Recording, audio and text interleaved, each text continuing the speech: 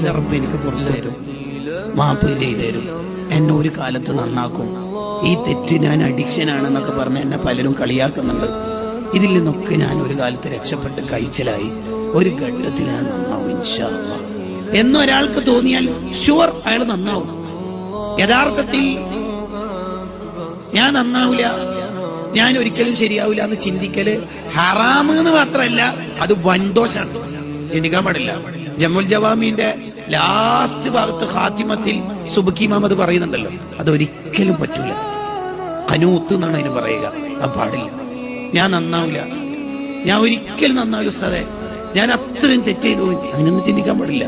ലാ തഖ്നതു മിൻ റഹ്മത്തില്ലാ, അങ്ങനെ ചിന്തിക്കാൻ ഒരാൾക്കും പറ്റില്ല.